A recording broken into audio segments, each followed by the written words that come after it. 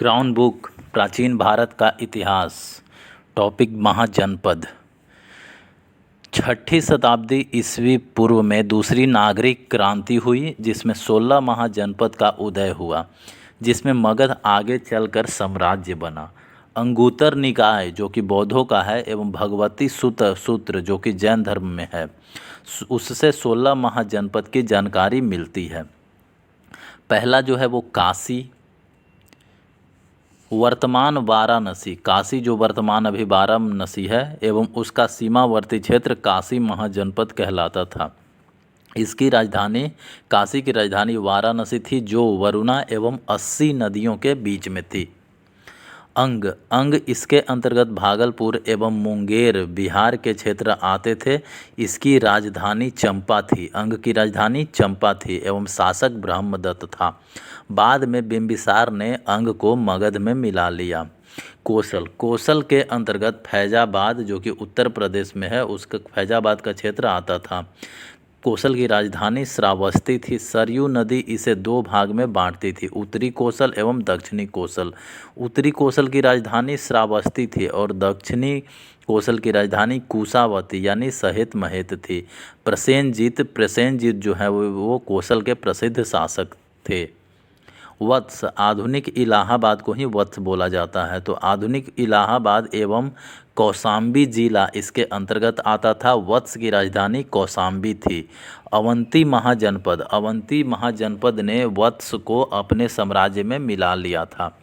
मगध, यह वर्तमान पटना व आसपास के जिलों में अवस्थित था। मगध की राजधानी गिरिव्रज यानी राजगृह थी। यहाँ पर सर्वप्रथम हर्यक वंश का शासन था। मगध में था हर्यक वंश का शासन। वज्जी यह 8 राज्यों का संघ था। यह एक गणतंत्र महाजनपद था। इसका एक प्रमुख संघ लिच्छवी था जिसकी राजधानी वैशाली थी। मल की बात करें तो मल भी एक गणतंत्र महाजनपद था जो आधुनिक गोरखपुर एवं देवरिया जिलों में अवस्थित था। कुशीनगर या कुशावती यहाँ की राजधानी थी।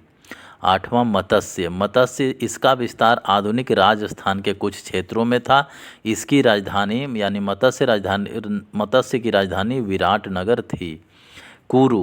कुरु यह वर्तमान हरियाणा, दिल्ली व मेरठ में अवस्थित था। कुरु की राजधानी जो है इंद्रप्रस्थ थी। दिल्ली का प्राचीन नाम योगिनीपुर था। चेदी इसमें वर्तमान बुंदेलखंड का क्षेत्र शामिल था और शक्तिमती इसकी राजधानी थी। चेदी की राजधानी शक्तिमती थी। अस्मक यह दक्षिण भारत में अवस्थित एक मात्र महाजनपद था। अस्मक की राजधानी पोतना या पोटली थी। सूरसेन की बात करें तो यह वर्तमान उत्तर प्रदेश में अवस्थित था। मथुरा इसकी राजधानी थी, यानी सूरसेन की राजधानी मथुरा थी। मेगास्थनीज ने इंडिका में सूरसेन का वर्णन किया है।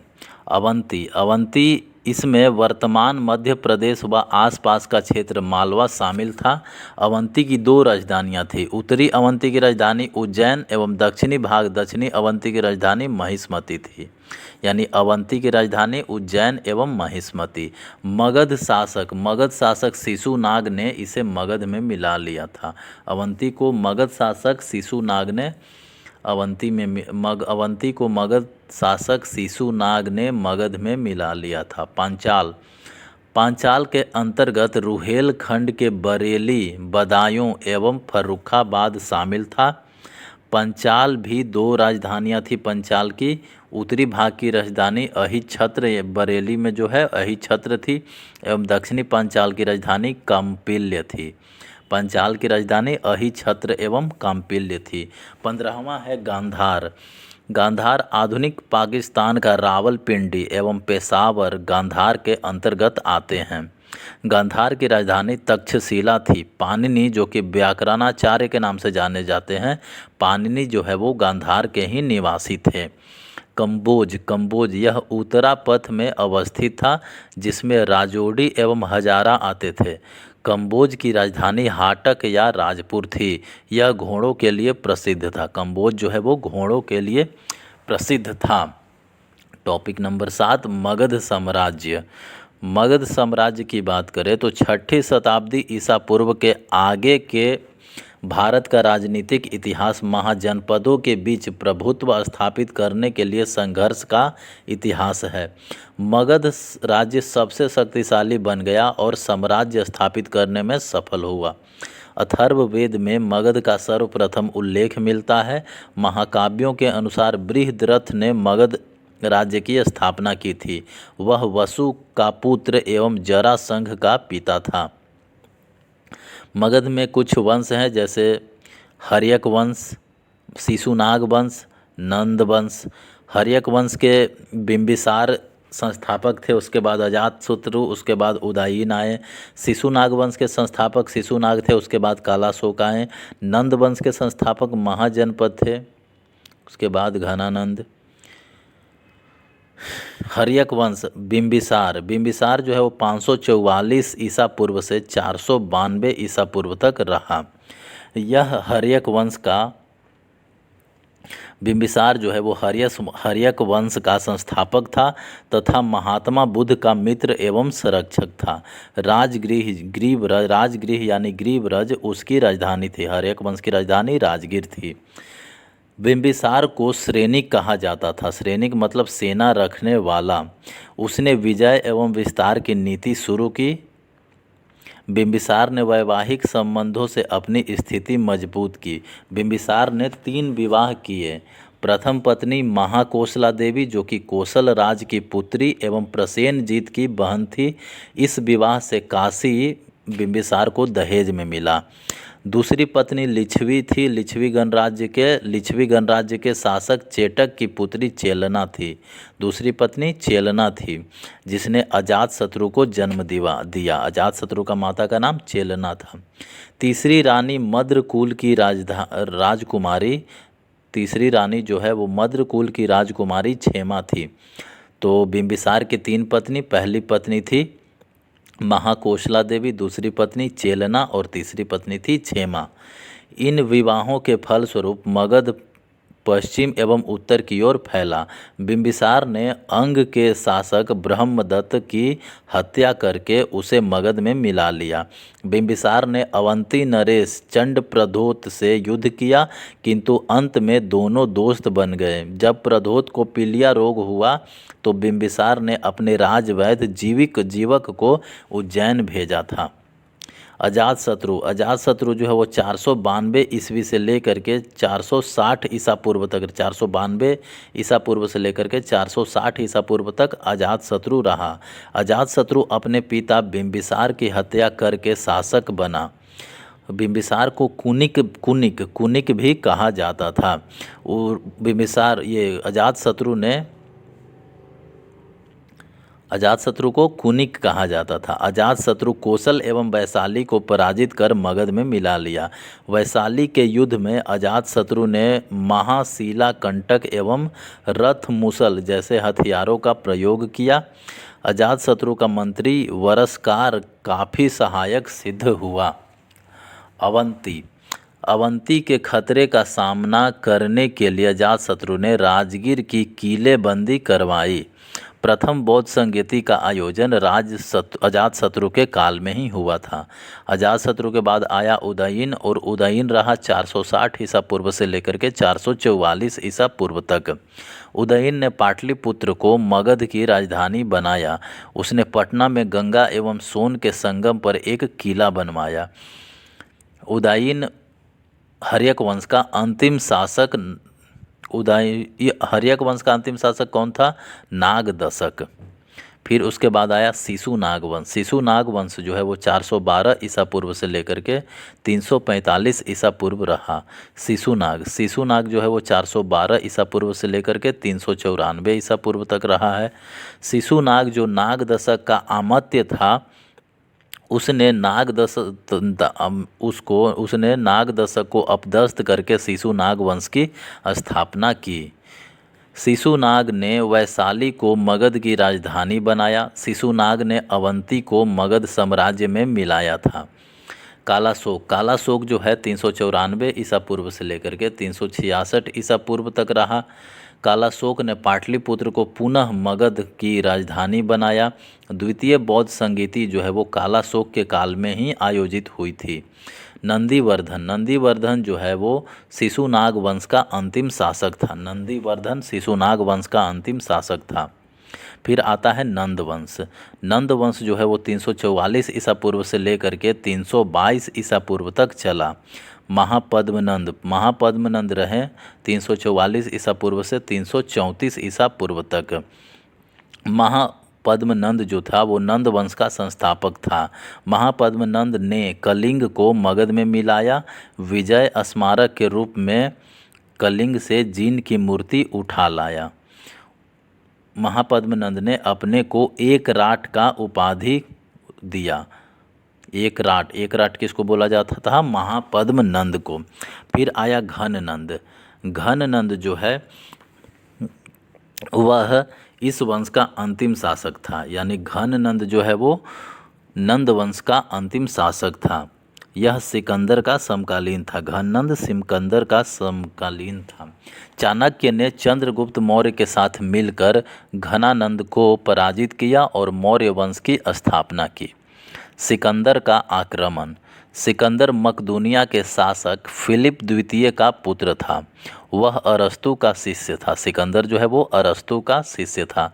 सिकंदर ने एशिया माइनर यानी तुर्की, इराक एवं ईरान पर विजय प्राप्त करने के पश्चात 326 ईस्वी पूर्व में खैबर दर्रा पार करके भारत पर आक्रमण किया। तक्षशिला में शासक आम्भी ने सिकंदर के सामने घुटने टेक दिए थे। तक्षशिला में शासक आम्भी ने सिकंदर के सामने घुटने टेक दिए थे। हाइडेस्पीज का युद्ध।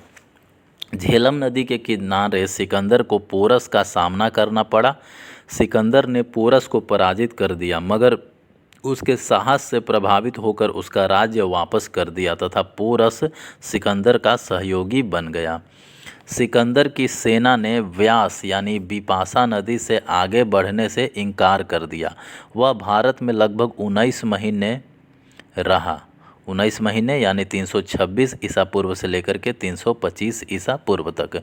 323 ईसा पूर्व बेबीलोन में सिकंदर की मृत्यु हो गई। सिकंदर ने पश्चिम भारत में कुछ यूनानी उपनिवेश स्थापित किए, जैसे काबुल में सिकंदरिया, जिसे आधुनिक बेग्राम बोला जाता है, झेलम के तट पर बुकेफाल जहाँ सिकंदर के घोड़े की मृत्यु हो गई थी, एवं निकाया जहाँ पोरस के साथ युद्ध हुआ था।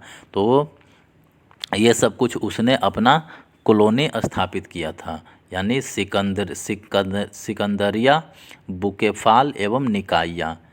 एरियन, निरयाकस, सेल्यूकस, ये लोग कौन थे? तो एरियन जो था वो यूनानी इतिहासकार था। निरयाकस सिकंदर का जल सेनापति था निरयाकस। सेल्यूकस का सिकंदर का सेनापति था सेल्यूकस। सिकंदर ने निरयाकस के नेतृत्व में सिंधु नदी के मुहाने से फरात नदी के मुहाने तक समुद्र तट का पता लगाने के लिए भेजा था।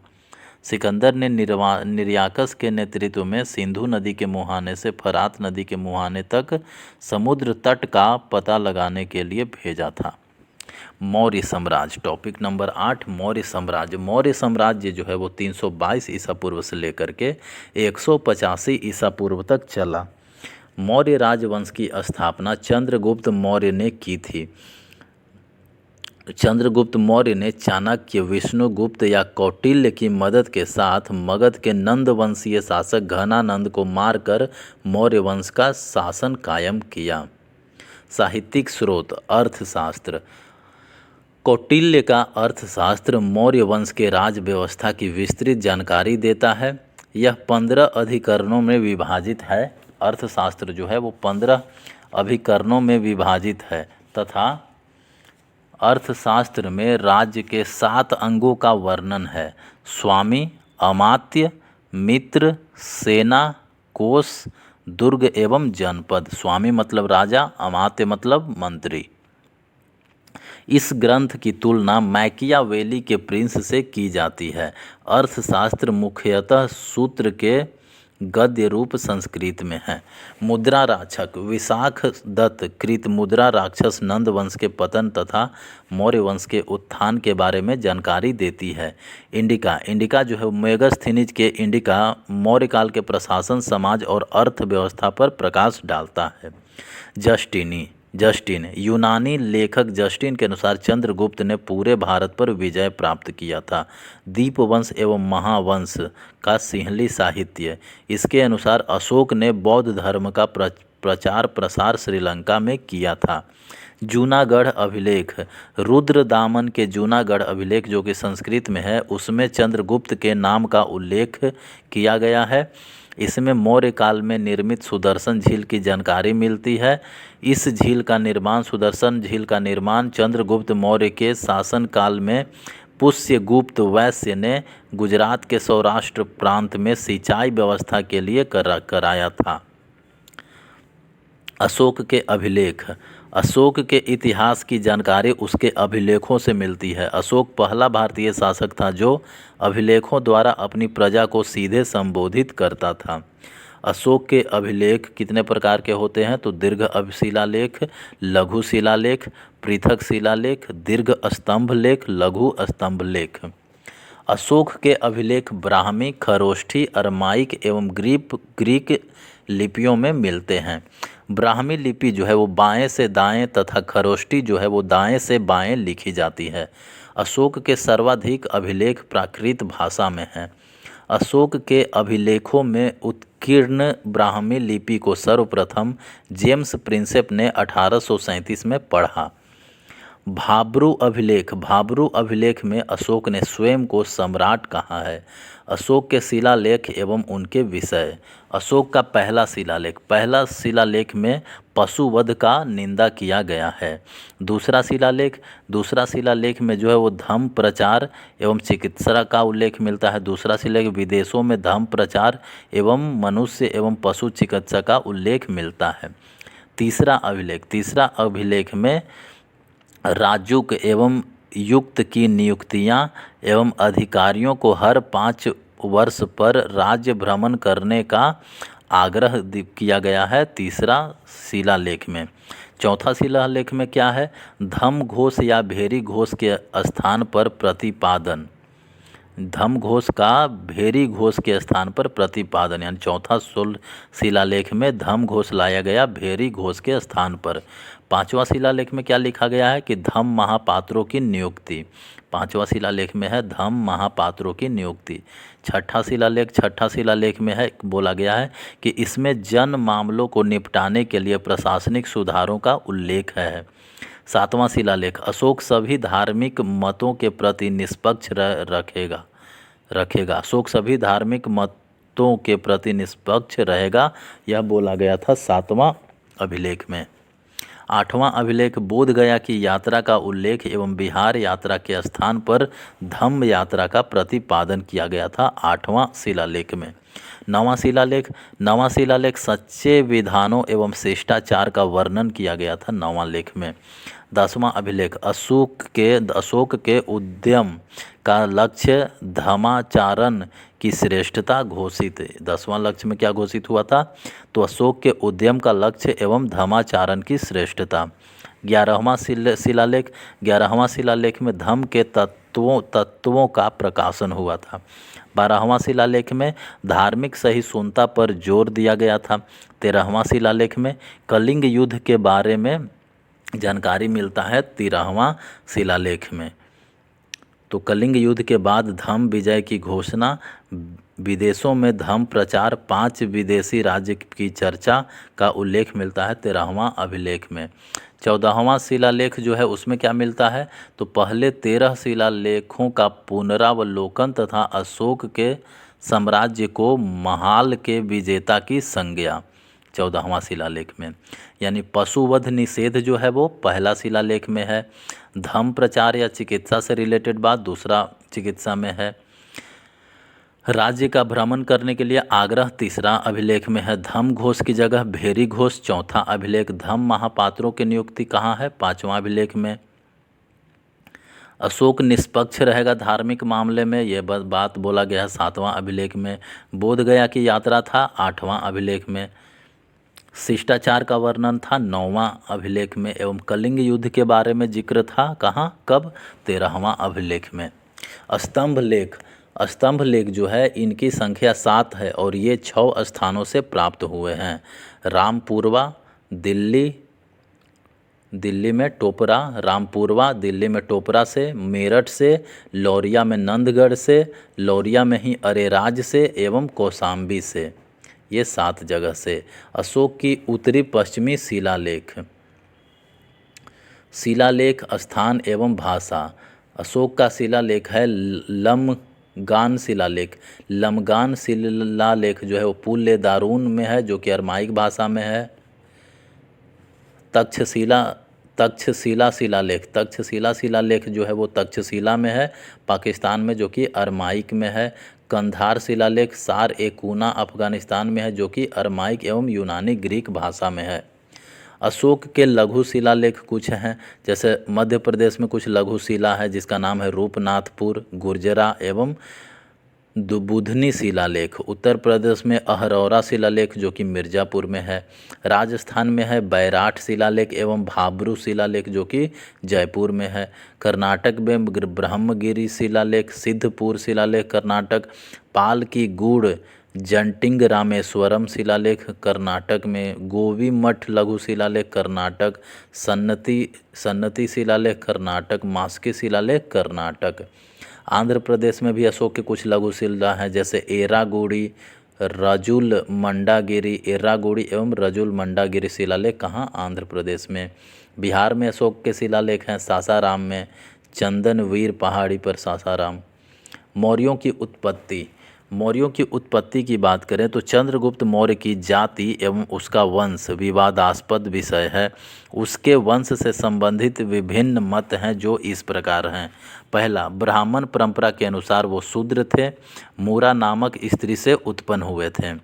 दूसरा, महावंश या बौद्ध साहित्य के अनुसार अशोक जो है वो क्षत्रिय थे, गोरखपुर में मौर्य नामक क्षत्रिय कुल से उत्पन्न हुए थे। परिशिष्ट पर्वन के अनुसार मोरपा लक का पुत्र थे अशोक। मुद्रा राक्षण के अनुसार ब्रिसल यानी शूद्र वंश से उत्पन्न हुए थे ये अशोक। राजपूताना गजेटियर के अनुसार वो राजपूत थे। राजनैतिक इतिहास, चंद्रगुप्त मौर्य जो है वो रहा कब, 322 ईसा पूर्व से लेकर के 298 ईसा पूर्व तक। चंद्रगुप्त एक स्वेच्छाचारी शासक था और सारे अधिकार अपने ही हाथों में रखे हुए था। 305 ईसा पूर्व में चाणक्य की सहायता से चंद्रगुप्त मौर्य ने पंजाब प्रांत के यूनानी गवर्नर यूडेमस एवं सिकंदर के उत्तराधिकारी सेल्यूकस को पराजित किया। संघर्ष के बाद हुई संधि की शर्तों के अनुसार चंद्रगुप्त मौर्य को हेरात, कंधार, काबुल एवं मकरान जो है वो चंद्रगुप्त मौर्य को दिए गए। चंद्रगुप्त ने 500 हाथी सेल्यूकस को उपहार में दिया। सेल्यूकस की पुत्री जो हेलिना यानी कार्नेलिया का विवाह चंद्रगुप्त मौर्य से हुआ। सेल्यूकस ने मेगास्थनीज को अपना दूत बनाकर चंद्रगुप्त मौर्य के दरबार में भेजा, जहां उसने इंडिका की रचना की। चंद्रगुप्त मौर्य के शासनकाल में ही स्थूलभद्र के नेतृत्व में पाटलिपुत्र में प्रथम जैन संगीति का आयोजन किया गया था। अपने जीवन के अंतिम समय में चंद्रगुप्त मौर्य जैन सन्यासी भद्रबाहु के साथ श्रवणबेलगोला जो कि कर्नाटक मैसूर में है, श्रवणबेलगोला में चला गया, जहां उसने चंद्रगिरी पर्वत पर चंद्रगुप्त बस्ती बसाई और सल्लेखना पद्धति द्वारा अपने प्राणों का त्याग कर दिया। कुछ बातें मेगास्थनीज के बारे में। सेल्यूकस निकेटर का दूत था मेगास्थनीज 7 वर्षों तक चंद्रगुप्त के दरबार में रहा। उसकी कृति इंडिका अप्राप्य है, लेकिन उसके उदाहरणों को यूनानी लेखक एरियन, डायोडोरस, स्ट्रेबो आदि ने अपने लेखों में उद्धृत किया है। उसने पाटलिपुत्र को पोलिम्ब्रोथा कहा है। मेगास्थनीज के अनुसार भारतीय समाज जो है वो 7 वर्गों में बटा हुआ था। वो है कृषक, शिकारी, मंत्री, दार्शनिक, निरीक्षक, व्यापारी, योद्धा। कौन कौन से 7 वर्ग थे? तो कृषक वर्ग, शिकारी वर्ग, मंत्री वर्ग, दार्शनिक वर्ग, निरीक्षक वर्ग, व्यापारी वर्ग एवं योद्धा वर्ग।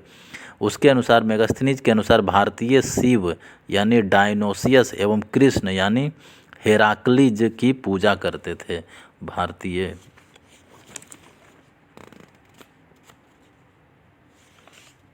पाटलिपुत्र का प्रशासन 6 समितियों प्रत्येक में 5 सदस्य द्वारा संचालित होता था।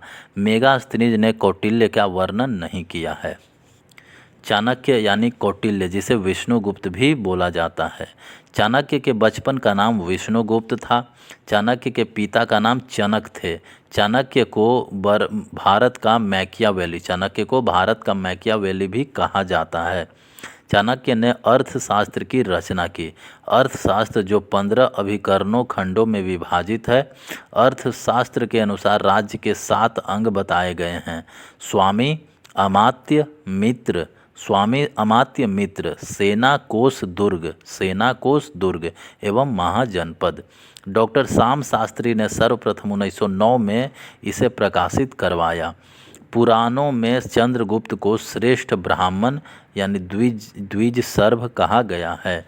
कौटिल्य के अनुसार राजा धर्म प्रवर्तक अर्थात सामाजिक व्यवस्था का संचालक होता है। कौटिल्य ने युद्ध के मामले में नैतिकता को गौण माना है।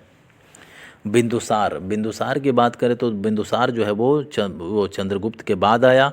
298 ईस्वी से लेकर के 273 ईसा पूर्व तक रहा। चंद्रगुप्त मौर्य की मृत्यु के बाद उसका पुत्र बिंदुसार गद्दी पर बैठा। बिंदुसार अमित्र घात के नाम से भी प्रसिद्ध है, जिसका अर्थ है शत्रुओं का नाश करने वाला। बिंदुसार का उपाधि है अमित्र घात। बिंदुसार के कुछ अन्य नाम हैं, जैसे भद्रसार वायु पुराण में। बिंदुसार को ही अमित्रोचेट्स बोला जाता है, यूनानी लेखक बोलते हैं। बिंदुसार को सिंहसेन बोला जाता है जैन ग्रंथ में। बिंदुसार को ही अलिट्रोकेट्स बोला जाता है, स्ट्रेबो ने बोला है। बिंदुसार को बिंदुपाल बोला है चीनी विवरण ने। बिंदुसार आजीवक संप्रदाय का अनुयायी था। दिव्यावदान के अनुसार बिंदुसार के शासनकाल में तक्षशिला में 2 विद्रोह हुए, जिसे शांत करने के लिए अशोक व सुसीम को भेजा। बिंदुसार ने अशोक व सुसीम को भेजा तक्षशिला के विद्रोह शांत करने के लिए। स्ट्रेबो के अनुसार बिंदुसार के दरबार में सीरियाई शासक एंटियोकस ने डाइमेकस को अपना दूत बनाकर भेजा, जिसे मेगास्थनीज का उत्तराधिकारी माना जाता है। टॉलमी द्वितीय ने भी डायोनिसियस को अपना दूत बनाकर बिंदुसार के दरबार में भेजा। एथीनियस के अनुसार बिंदुसार ने एंटियोकस प्रथम से मदिरा, सूखे अंजीर एवं एक दार्शनिक भेजने का अनुरोध किया था। आरंभ में चाणक्य बिंदुसार का प्रधानमंत्री था, परंतु बाद में खल्लाटक प्रधानमंत्री बना। तिब्बती लामा तारानाथ ने बिंदुसार को 16 राज्यों का विजेता कहा है। बिंदुसार के बाद आया अशोक जो है वो 273 से लेकर के 273 ईसा पूर्व से लेकर के 232 ईसा पूर्व तक रहा है। बिंदुसार की मृत्यु के बाद उसका पुत्र अशोक शासक बना, जो मौर्य राजाओं में सबसे महान हुआ।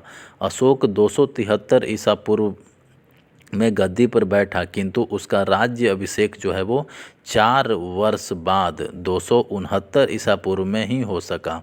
अशोक की माता शुभद्रांगी चंपा के एक ब्राह्मण की पुत्री थी। शासक बनने से पहले अशोक तक्षशिला एवं अवंती का गवर्नर रह चुका था। शासक बनने के पहले वह उज्जैन का गवर्नर था। असंधि मित्रा एवं कारुवाकी अशोक की पत्नियां थीं। अशोक की पत्नियां थीं। अशोक के अभिलेखों में कारुवाकी एवं उसके पुत्र तीवर कारुवाकी से उत्पन्न हुआ था, उसका उल्लेख किया गया है। बौद्ध ग्रंथ दिव्यावदान के अनुसार पद्मावती अशोक की एक अन्य पत्नी थी। नाग देवी अशोक की एक अन्य पत्नी थी जिससे उत्पन्न पुत्र पुत्री थे महेंद्र एवं संघमित्रा। महेंद्र एवं संघमित्रा जो है अशोक की पत्नी नाग देवी के थे। अशोक के अभिलेखों में उसे देवा नाम प्रिय, देवताओं का प्रिय एवं प्रियदर्शी बोला गया है। यानी अशोक को देवा नाम प्रिय एवं प्रियदर्शी बोला गया है। अशोक के कुछ अन्य नाम है जैसे अशोकवर्धन जो कि पुराण में कहा गया है। गिरनार अभिलेख से अशोक का नाम अशोक मौर्य मिला है। भाबरू शिलालेख में अशोक का नाम प्रियदर्शी लौंज है। मास्की जो मध्य प्रदेश में मास्की तथा गुर्जरा एवं नेट्टूर एवं उद्देगोलाम अभिलेख में अशोक का नाम अशोक मिलता है। कल्हन की राज तरंगरी के अनुसार अशोक ने श्रीनगर की स्थापना की थी। कलिंग का युद्ध की बात करें तो अशोक के 13वें शिलालेख के अनुसार राज्याभिषेक के 8 वर्ष बाद अर्थात 261 ईसा पूर्व देवों के प्रिय प्रियदर्शी राजा अर्थात अशोक ने कलिंग पर विजय प्राप्त किया। यह शिलालेख कलिंग के राजा के विषय में मौन है। खारवेल के हाथी गुम्फा अभिलेख के अनुसार नंदराज इस समय कलिंग का शासक था। इस युद्ध के बाद अशोक को गहरी व्यथा एवं पश्चाताप हुआ और उसने दूसरे राज्यों से युद्ध करने की नीति त्याग कर सांस्कृतिक विजय पाने की नीति अपनाई। दूसरे शब्दों में अशोक ने भेरी घोष के बदले धम घोष को अपनाया। युद्ध के पश्चात अशोक निग्रोध अशोक के चचेरे भाई सुमन का पुत्र था निग्रोध। तो युद्ध के पश्चात अशोक निग्रोध के प्रवचन सुनकर बौद्ध धर्म की ओर आकर्षित हुआ। उपगुप्त ने अशोक को बौद्ध दर्शन में दीक्षित किया। अशोक बौद्ध धर्म की अस्थावीर शाखा का अनुयायी था। अशोक जो है वो बौद्ध धर्म के अस्थावीर शाखा का अनुयायी था। अशोक ने धम्म का प्रतिपादन किया। वह धार्मिक शिक्षाएं न होकर सामाजिक एवं नैतिक नियमों का दस्तावेज है। अशोक ने श्रीलंका एवं मध्य एशिया में बौद्ध धर्म का प्रचार प्रसार किया। श्रीलंका में उसने अपने पुत्र महेंद्र एवं पुत्री संघमित्रा को प्रचार के लिए भेजा। 5वें बृहद शिलालेख के अनुसार अशोक ने धम्म प्रचार के लिए धम्म महापात्रों की नियुक्ति की। अशोक ने बौद्ध तीर्थ स्थलों की यात्रा धम्म यात्रा की शुरुआत की। एक उपासक के रूप में अशोक 10वें वर्ष में बोध गया, 12वें वर्ष में निगाली सागर एवं 20वें वर्ष में लुम्बिनी गया। अशोक ने आजीविकों के रहने के लिए बराबर की पहाड़ियों में गुफाओं का निर्माण भी करवाया। अशोक के शासनकाल में तृतीय बौद्ध संगीति का आयोजन पाटलिपुत्र में हुआ। यूरोपीय लेखक अशोक की तुलना रोमन सम्राट कॉन्स्टेंटाइन से करते हैं। दशरथ सम्राट अशोक का पौत्र यानी पोता। दशरथ के समकालीन में गया में स्थित नागार्जुन पहाड़ी पर आजीविकों के निवास के लिए 3 गुफाएं बनाई गई। दशरथ ने भी अशोक की भांति देवानाप्रिय की उपाधि ग्रहण किया। देवानाप्रिय मतलब देवों का प्रिय। बृहद्रथ जो है वो अंतिम मौर्य शासक था। बृहद्रथ की हत्या एक ब्राह्मण मौर्य सेनापति पुष्यमित्र शुंग ने कर दी और नए वंश शुंग वंश की स्थापना की। मौर्य प्रशासन की बात करें तो राजनीतिक व्यवस्था मौर्य काल में वंशानुगत केंद्रीय राजतंत्रात्मक व्यवस्था के अनुरूप राजा सर्वोपरि होता था। अर्थशास्त्र के अनुसार राजा को निरंकुश बनाते हुए प्रजा के कल्याण पर ध्यान देने की जरूरत पर बल दिया है। अर्थशास्त्र में सप्तांग सिद्धांत के अंतर्गत राजा, अमात्य, जनपद, दुर्ग, कोष, सेना एवं मित्र शामिल थे। शीर्षस्थ अधिकारी तीर्थ या महापात्र कहलाते थे। अर्थशास्त्र के अनुसार इनकी संख्या 18 है। उन्हें 48,000 पन वेतन के रूप में मिलते थे। पन 3/4 तोले के बराबर चांदी का सिक्का होता था। तीर्थ या महामात्य तो मंत्री, पुरोहित, सेनापति, युवराज, दौवारिक, अंतर्वेदिक, समाहर्ता, सन्निधाता, प्रशास्ता, प्रदेष्टि, पौर, व्यावहारिक, नायक, कर्मांतिक, मंत्रिपरिषद, दंडपाल, दुर्गपाल एवं अंतःपाल, ये 18 तीर्थ थे। शासन चलाने के लिए मंत्री परिषद का होना जरूरी था, जो शासक को सलाह देने में सक्षम थे।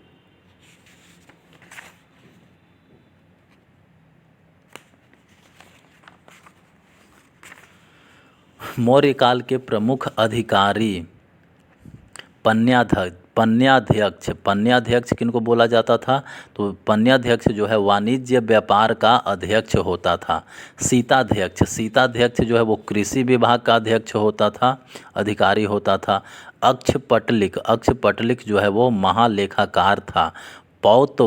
पौतवाध्यक्ष जो है वो माप तौल का अधिकारी था। पतनाध्यक्ष बंदरगाहों का अध्यक्ष था।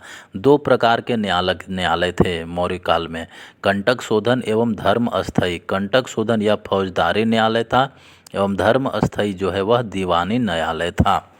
प्रांत की बात करें तो चंद्रगुप्त मौर्य के समय 4 प्रांत थे, परंतु अशोक के शासन में कलिंग विजय के बाद 5 प्रांत थे। कुछ प्रांत एवं उनकी राजधानियां जैसे उत्तरापथ की राजधानी तक्षशिला थी, दक्षिणापथ की राजधानी सुवर्णगिरी थी, मध्य क्षेत्र की राजधानी पाटलिपुत्र थी, अवंतीपथ की राजधानी उज्जैन थी, कलिंग की राजधानी तोसली थी। अशोक के कुछ प्रमुख अधिकारी समाहर्ता जो है वो कर निर्धारण का सर्वोच्च अधिकारी था। सन्निधाता जो है वो राजकीय कोषागार और भंडागार का संरक्षक था। व्यावहारिक जो है वो दीवानी न्यायालय का न्यायाधीश होता था। धम्म महामात्र जो है वो समाज में सामंजस्य की स्थिति बनाए रखने के लिए होता था। अंतः महामात्य सीमावर्ती क्षेत्रों में धर्म प्रचार करने वाला अधिकारी होता था। अंतः महामात्य। सत्राध्यक्ष क्या था? महिलाओं के नैतिक आचरण को देखने वाला अधिकारी होता था सत्राध्यक्ष। रज्जुक साम्राज्य में न्याय कार्य करने वाले अधिकारी होते थे रज्जुक। युक्तक जो है वो जिला में राजस्व वसूली का कार्य करने वाले अधिकारी होते थे युक्तक। प्रदेष्टा फौजदारी न्यायालय का मुख्य न्यायाधीश होता था प्रदेष्टा। महामात्या प्रसर्प जो है वो गुप्तचर विभाग का प्रधान होता था। प्रांत को आहार या विषय में बांटा गया था। जिले के नीचे स्थानिक थे जिनमें 800 ग्राम होते थे। प्रांत का प्रशासक कुमार या आर्यपुत्र था। विषयपति विषय का मुखिया था। ग्रामिक जो है वो ग्राम का प्रधान होता था।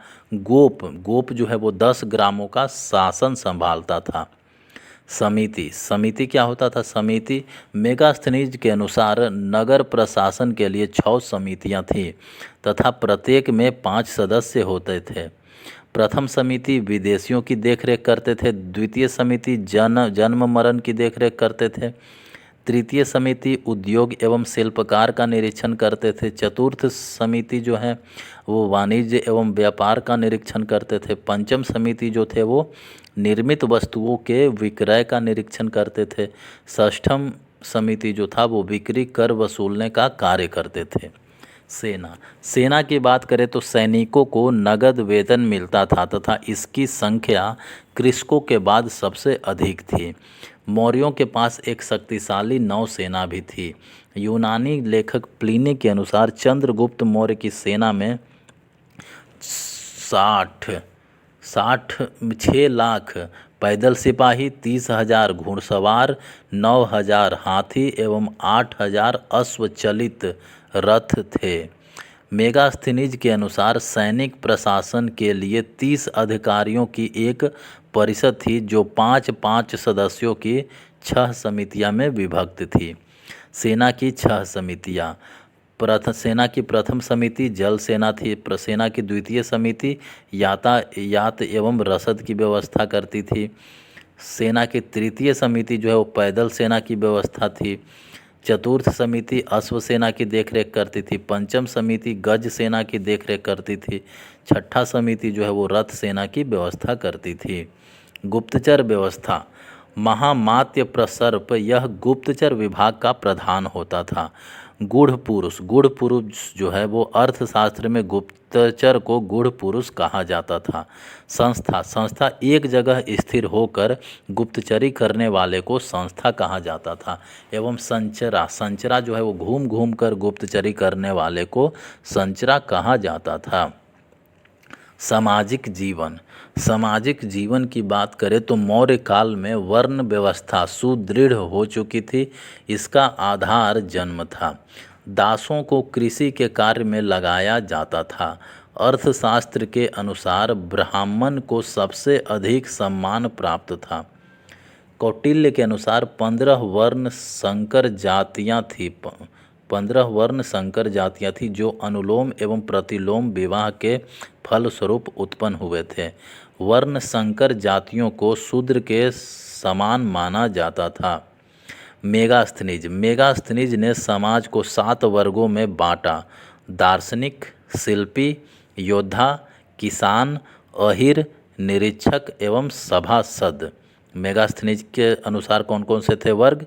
तो दार्शनिक, शिल्पी, योद्धा, किसान, अहिर, निरीक्षक एवं सभासद। अनुलोम विवाह क्या होता है? तो इसमें पुरुष उच्च वर्ण का एवं महिला निम्न वर्ण का होता है। प्रतिलोम विवाह पुरुष निम्न वर्ण का एवं कन्या उच्च वर्ण की होती है। नियोग प्रथा स्त्री का अपने देवर के साथ रहना या विवाह करना नियोग प्रथा कहलाती थी। स्त्रियों की दशा की बात करें तो स्त्रियों के लिए उच्च शिक्षा वर्जित थी। उन्हें सम्राट के अंग निरीक्षक नियुक्त किया जाता था। समाज में नियोग प्रथा का प्रचलन था। अनिष्कासिनी वह स्त्री जो घर के बाहर नहीं निकलती थी, उसको अनिष्कासिनी बोला जाता था। गणिका वैश्या को कहा जाता था गणिका। रूपजीवा जो है वो स्वतंत्र रूप से वैश्यावृत्ति अपनाने वाली महिला को रूपजीवा बोला जाता था। आर्थिक स्थिति अशोक मौर्य काल की आर्थिक स्थिति। मौर्य काल में राज्य आर्थिक रूप से समृद्ध एवं मजबूत था। अर्थव्यवस्था कृषि, पशुपालन एवं व्यापार वाणिज्य पर आधारित थी। अर्थव्यवस्था के अनुसार राज्य में 26 अध्यक्ष नियुक्त थे, जिनका प्रमुख कार्य राज्य की आर्थिक गतिविधियों का नियमन करना था। राज्य कृषकों की भलाई के लिए सिंचाई और जल वितरण की व्यवस्था करता था। पुष्यगुप्त ने इसी उद्देश्य की पूर्ति के लिए गिरनार में सुदर्शन झील का निर्माण भी करवाया था। अदेव मातृका अर्थशास्त्र में अच्छी मिट्टी को अदेव मातृका कहा गया है। अर्थशास्त्र के अनुसार 2 प्रकार की भूमि थी, राजकीय स्वामित्व की भूमि एवं निजी स्वामित्व की भूमि। भूमि कर जो है वो 1/4 से लेकर के 1/6 भाग लिया जाता था। सिंचाई कर जो है 1/3 से लेकर के 1/5 के बीच था। भू राजस्व एवं सिंचाई कर कुल उपज का 1/2 भाग था। भाग कृषि की आय पर राज्य द्वारा लिया जाने वाला कर था। कृषि की आय पर राज्य द्वारा लिया जाने वाला कर को क्या बोला जाता था? भाग। वस्त्र निर्माण की एक प्रमुख उद्योग था। वस्त्र निर्माण जो है वो एक प्रमुख उद्योग था, जिसका अधिकारी सूत्राध्यक्ष कहलाता था। स्थल मार्ग की अपेक्षा जल मार्ग को अधिक प्रोत्साहन दिया जाता था। उत्तरापथ एक प्रमुख राजमार्ग था। भारत का व्यापार रोम, फारस, सीरिया, मिस्र आदि देशों में से होता था। पूर्वी तट पर ताम्रलिप्ति तथा पश्चिमी तट पर सोपारा एवं भड़ौच यानी मृगु कच्छ प्रमुख बंदरगाह था। पूर्वी तट पर ताम्रलिप्ति बंदरगाह था और पश्चिमी तट पर सोपारा एवं भड़ौ प्रमुख बंदरगाह था। श्रेणी, श्रेणी क्या होता था? उद्योग की संस्थाएं श्रेणी कहलाती थी। बिक्री कर के रूप में मूल्य का 10वां भाग लिया जाता था तथा इसे बचाने वाले को मृत्यु दंड दिया जाता था। ब्याज को रूपिका एवं परीक्षण कहा जाता था। कुछ सिक्के थे जैसे निष्क सिक्के या स्वर्ण सिक्के, सोने के सिक्के कहलाते थे निष्क एवं स्वर्ण सिक्के। कासार्पण क्या होते थे? एवं धरन, चांदी के सिक्के जो है वो कासार्पण या धरन कहलाते थे। कांकनी जो है वो तांबे के छोटे सिक्के थे। एवं लक्षणाध्यक्ष का था, सिक्कों को जारी करने वाला अधिकारी को लक्षणाध्यक्ष बोला जाता था। मौर्य काल की ललित कला एवं वास्तुकला। कला और वास्तुशिल्प में मौर्यों का योगदान महत्वपूर्ण है। कला एवं वास्तुशिल्प में मौर्यों का योगदान महत्वपूर्ण है। अशोक ने कई नगरों की स्थापना की, जिनमें श्रीनगर एवं ललित पाटन नगर प्रमुख है। श्रीनगर जो है वो कश्मीर में है, ललित पाटन जो है वो नेपाल में है। राजा प्रसाद क्या होता है? तो चंद्रगुप्त मौर्य का राजा प्रसाद लकड़ी का बना था। राजा प्रसाद मतलब महल। कुम्हरार में 80 स्तंभ वाले राजा प्रसाद के अवशेष मिले हैं। दीदारगंज जो पटना के निकट है, दीदारगंज से प्राप्त यक्षिणी की मूर्ति कला का उत्कृष्ट उदाहरण है। गुफा, अशोक ने बराबर की पहाड़ी को काटकर भिक्षुओं के लिए सुदामा की गुफा बनवाई। अशोक के पौत्र दशरथ ने लोमस ऋषि एवं नागार्जुनी गुफाओं का निर्माण करवाया। लोमस ऋषि बराबर समूह की सबसे प्रसिद्ध गुफा एवं नागार्जुनी गुफाओं का निर्माण करवाया था। कौन? दशरथ ने। अशोक के स्तंभ एकास्मक यानी मोनोलिथिक है, अर्थात ये एक ही पत्थर से तराश कर बनाए गए हैं। इनके निर्माण में चुनार के बलुआ पत्थर का उपयोग हुआ है। इन पॉलिशदार स्तंभों के केवल शीर्ष भाग को जोड़ा गया है, जिनमें सिंह एवं सांड विलक्षण वास्तुलिपि के प्रमाण हैं। सारनाथ के स्तंभ का सिंह उत्कृष्ट स्तंभ शीर्षों में से एक है। इन स्तंभों का निर्माण धर्म के प्रचार के लिए किया गया था। लौरिया एवं नंदगढ़ का अशोक स्तंभ एवं रामपुरवा का वृषभ शीर्ष भी वास्तुशिल्प की उत्कृष्ट उदाहरण है। स्तूप की बात करें तो स्तूपों का सर्वप्रथम उल्लेख ऋग्वेद में मिलता है। स्तूपों का निर्माण ईंटों से किया जाता था। सांची का स्तूप जो मध्य प्रदेश में है, भरहुत का स्तंभ जो मध्य प्रदेश के सतना में है तथा सारनाथ का स्थित धर्मराजिका स्तूप का निर्माण अशोक ने करवाया था। तो कौन कौन सा अशोक? सांची स्तूप, भरहुत का स्तंभ, सारनाथ स्थित धर्मराजिका स्तूप अशोक ने बनवाया था। मौर्य काल, कुछ विशिष्ट तथ्य। मयूर मौर्य वंश का राजकीय चिन्ह था। पाली मौर्य काल में आम जनता की भाषा थी। तक्षशिला मौर्य काल में उच्च शिक्षा का प्रसिद्ध केंद्र था। मोगली पुत्र तिस ने कथावत्थु की रचना की थी। नंद वंश के विनाश में चंद्रगुप्त ने कश्मीर के राजा प्रवर्तक से सहायता प्राप्त की थी। अशोक ने तक्षशिला में विद्रोह के दमन के लिए कुणाल को भेजा था। अशोक के समय बुद्ध की मूर्ति पूजा का उल्लेख नहीं मिलता है। उसके बाद आता है मौर्योत्तर काल। मौर्योत्तर काल क्या होता है? तो मौर्य वंश के अंतिम शासक बृहद्रथ की हत्या करने के बाद पुष्यमित्र शुंग ने 185 ईसा पूर्व में शुंग वंश की स्थापना की। शुंग वंश की बात करें तो शुंग वंश का संस्थापक पुष्यमित्र शुंग था। शुंग वंश की राजधानी विदिशा में थी। पुष्यमित्र के शासनकाल की सबसे महत्वपूर्ण घटना यवनों का भारत पर आक्रमण था। यवन विजय के उपलक्ष्य में पुष्यमित्र ने 2 अश्वमेध यज्ञ कराए। कालिदास कृत मलविकाग्निमित्र के अनुसार पुष्यमित्र शुंग के पौत्र अग्निमित्र का पुत्र वसुमित्र ने यवनों को परास्त किया। पुष्यमित्र के पुरोहित पतंजलि ने पाणिनि के अष्टाध्यायी पर महाभाष्य की रचना की। पुष्यमित्र के समय ही सांची के स्तूप का आकार दुगना करवाया गया था। शुंग काल के अन्य महत्वपूर्ण स्तूप है भरहुत स्तूप, बेसनगर स्तूप एवं बोधगया स्तूप। शुंग काल में संस्कृत भाषा एवं ब्राह्मण व्यवस्था का पुनः उत्थान हुआ। इसी काल में पहला स्मृति ग्रंथ मनु स्मृति की रचना की गई। शुंग वंश का अंतिम शासक देवभूति था। देवभूति शुंग वंश का अंतिम शासक था।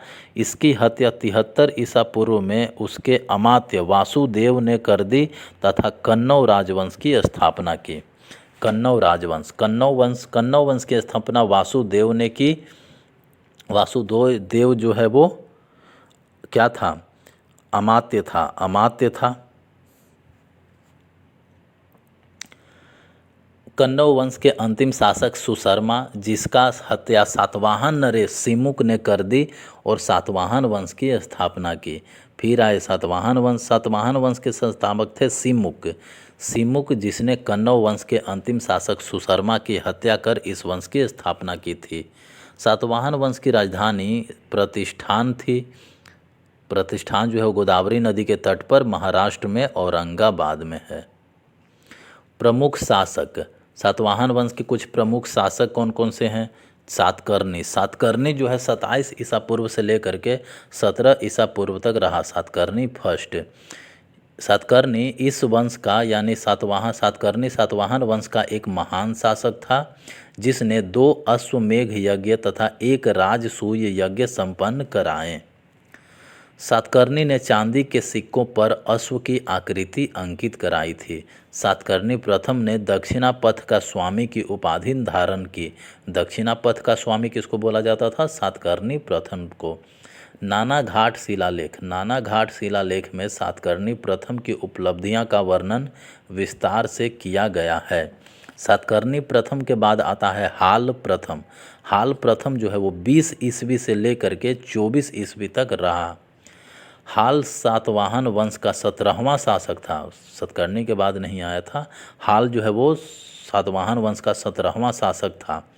हाल ने प्राकृत ग्रंथ गाथा सप्तशती की रचना की, जिसमें 700 श्लोक हैं।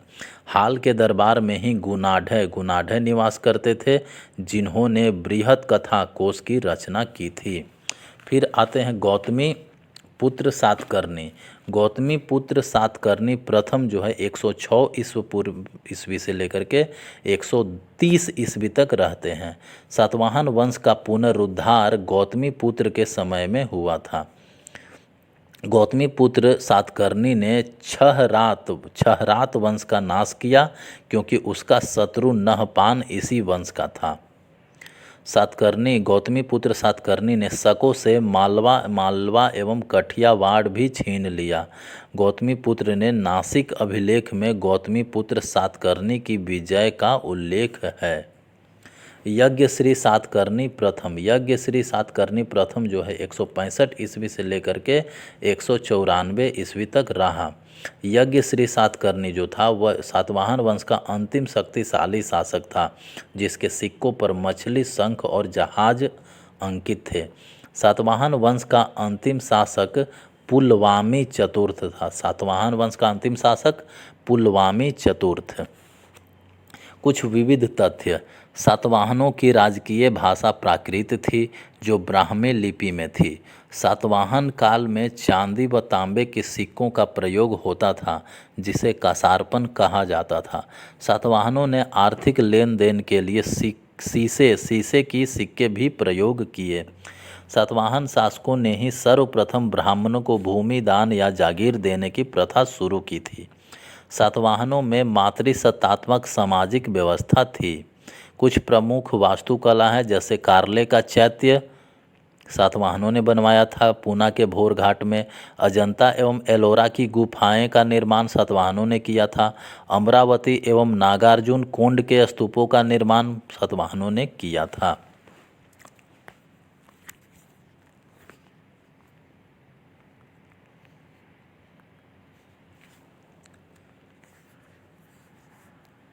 अब है कुछ मध्य, टॉपिक नंबर 10, मध्य एशिया से भारत का संपर्क। मध्य एशिया से भारत का संपर्क की बात करें तो पश्चिमोत्तर भारत में मौर्यों के स्थान पर मध्य एशिया से आए कई राजवंशों ने अपनी सत्ता कायम की। इस काल में भारतीय क्षेत्र पर यूनानी, शक, पल्लव तथा कुषाण का हमला हुआ। तो सबसे पहले आए हिंद यूनानी का हमला हुआ। तब भारत में आक्रमण करने वाले यूनानी हिंद यूनानी या बैक्ट्रियाई यूनानी कहलाएं। भारत पर आक्रमण करने वाला प्रथम यूनानी डेमेट्रियस प्रथम था, जो कि बैक्ट्रिया का शासक था। इसने पश्चिमोत्तर भारत यानी सिंध, अफगानिस्तान एवं पंजाब के विशाल क्षेत्र पर कब्जा कर लिया। डिमेट्रियस का उत्तराधिकारी मीनांदर बना। मीनांदर जो है 165 ईस्वी से लेकर के 165 से 145 ईसा पूर्व रहा। मिलिंद एक महान शासक था। मिनांदर यानी मिलिंद जो है एक महान शासक था। उसकी राजधानी मिलिंद यानी मीनांडर की राजधानी पंजाब में साकल, आधुनिक सियालकोट थी। उसे नागसेन ने बौद्ध धर्म की दीक्षा थी। मिलिंद यानी मीनांडर को नागसेन ने बौद्ध धर्म की दीक्षा दी थी। मीनांडर ने नागसेन से बौद्ध धर्म पर अनेक प्रश्न पूछे।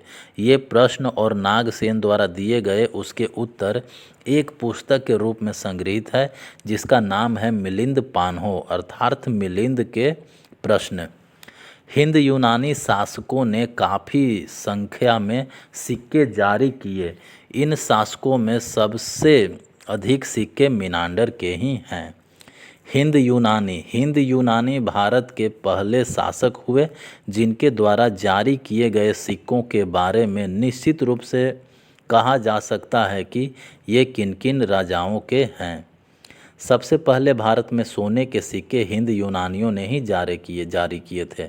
तो सबसे पहले सोने के सिक्के भारत में किसने जारी किए? हिंद यूनानियों ने। हिंद यूनानी शासकों ने भारत के पश्चिमोत्तर सीमा प्रांत में यूनान की कला चलाई, जिसे हेलिनिस्टिक आर्ट कहते हैं। भारत में गांधार कला इसका उत्तम उदाहरण है। तपस्यारत बुद्ध का दृश्य गांधार कला का सर्वोत्तम उदाहरण है। हिंद यूनानी के बाद आते हैं शक जो है हिंद यवनों के बाद भारतीय क्षेत्रों पर हमला करने वाले शक थे। भारत में शक पूर्वी ईरान के क्षेत्र से होकर आए। शक की 5 शाखाएं थी और हर शाखा की राजधानी भारत और अफगानिस्तान में अलग अलग भाग में थी। शक आए 5 वो गए अफगानिस्तान में गए, मथुरा में गए, पश्चिम भारत में गए। शक जो है पंजाब में गए और उत्तरी दक्कन में गए। पंजाब शक की राजधानी तक्षशिला थी। 57 से 78 ईसा पूर्व में उज्जैन के एक राजा ने शकों को युद्ध में पराजित कर उन्हें बाहर खदेड़ दिया और विक्रमादित्य की उपाधि ग्रहण की। विक्रम संवत नाम का संवत 57 ईसा पूर्व में शकों पर विजय से प्रारंभ हुआ। विक्रमादित्य की उपाधि इतनी प्रचलित हुई कि जब किसी शासक ने महान पराक्रम दिखलाया, उसने इस उपाधि को धारण कर लिया। इसके परिणाम स्वरूप भारतीय इतिहास में अब तक कुल 14 विक्रमादित्य हुए। गुप्त सम्राट चंद्रगुप्त द्वितीय सबसे विख्यात विक्रमादित्य था। सबसे विख्यात शक शासक रुद्रदामन प्रथम था। रुद्रदामन जो है वो 130 ईस्वी से 150 ईस्वी तक रहा। उसका शासन सिंध, कोंकण, नर्मदा घाटी, मालवा, कठियावाड़ और गुजरात के बड़े भाग में था। रुद्रदामन ने कठियावाड़ के अर्ध शुष्क क्षेत्र की झील सुदर्शन का जीर्णोद्धार किया। सुदर्शन झील जो है वो मौर्य काल में निर्मित हुआ था। रुद्रदामन संस्कृत का बड़ा प्रेमी था। उसके द्वारा जारी किया गया जूनागढ़ अभिलेख विशुद्ध संस्कृत भाषा में पहला लंबा अभिलेख है। क्षत्रप, क्षत्रप शक नरेशों के भारतीय प्रदेशों के शासक क्षत्रप कहे जाते थे। शक के बाद आए पल्लव, पल्लव यानी पार्थियाई। पश्चिमोत्तर भारत में शकों के बाद पल्लवों का आधिपत्य हुआ। इनका मूल वास स्थान ईरान था, जहाँ से पल्लव भारत आए थे। सबसे प्रसिद्ध पार्थियाई यानी पल्लव राजा हुआ कौन? गोंडो फर्निस।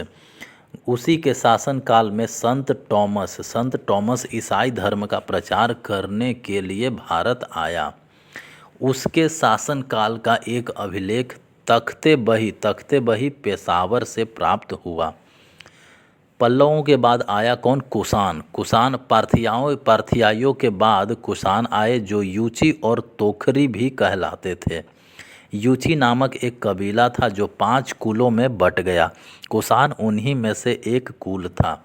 कुजुल कड़फिसेस, यह भारत में कुषाण वंश का संस्थापक है। कुजुल कड़फिसेस जो है वो भारत में कुषाण वंश का संस्थापक था। तांबे के सिक्के जारी किए थे कुजुल कड़फिसेस ने। कुजुल कड़फिसेस के बाद कोई आता है वीम कड़फिसेस।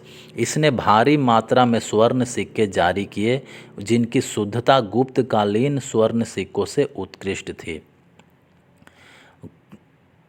वीम कड़फिसेस द्वारा जारी किए गए सिक्कों पर शिव, नदी और त्रिशूल की आकृतियां बनी है, जिससे यह अनुमान लगाया जा सकता है कि वह शैव था। उसके बाद आता है कनिष्क। कनिष्क जो है वो कुषाण राजवंश का सबसे महान शासक था। कनिष्क ने 78 ईस्वी में शक संवत चलाया, जो उसके राज्योरोहण की तिथि है। शक संवत भारत सरकार द्वारा प्रयोग में लाया जाता है। शक संवत भारत सरकार द्वारा प्रयोग में लाया जाता है, जो कि कनिष्क के द्वारा चलाया गया था। कनिष्क की 2 राजधानियां थी, पुरुषपुर एवं मथुरा। कनिष्क ने बौद्ध धर्म का संपोषण एवं संरक्षण किया। चौथी बौद्ध संगीति कनिष्क के शासन काल में कुंडलवन यानी कश्मीर में वसुमित्र की अध्यक्षता में हुई थी। अश्वघोष कनिष्क का राजकवि था। उसने सौंदरानंद, बुद्धचरित एवं सारीपुत्र प्रकरण की रचना की। तो सौंदरानंद अश्वघोष ने लिखा है, बुद्धचरित अश्वघोष ने लिखा है, सारीपुत्र वो भी अश्वघोष ने लिखा है। कनिष्क के राजवैद्य थे चरक ने चरक संहिता की रचना की है। कनिष्क के शासन काल में भारत का व्यापारिक संबंध मध्य एशिया एवं पश्चिमी विश्व के साथ बना। कनिष्क के अभिलेखों में उसे देवपुत्र शाहानुशाही कहा गया है। कनिष्क के शासनकाल में कला की 2 स्वतंत्र शैलियां का विकास हुआ। पहला गांधार शैली और दूसरा मथुरा कला शैली। कनिष्क ने पुरुषपुर में एक विशाल स्तूप का निर्माण करवाया। इसी के पास एक विशाल संघाराम यानी कनिष्क चैत्य का निर्माण यवन वास्तुकार अगिलस द्वारा करवाया गया। वासुदेव कुषाण वंश का अंतिम शासक था। कुषाण वंश का अंतिम शासक कौन? वासुदेव। वसुमित्र कौन थे? तो महाविभास शास्त्र इनकी प्रसिद्ध रचना है वसुमित्र की, जिसे बौद्ध धर्म का विश्वकोश भी कहा जाता है।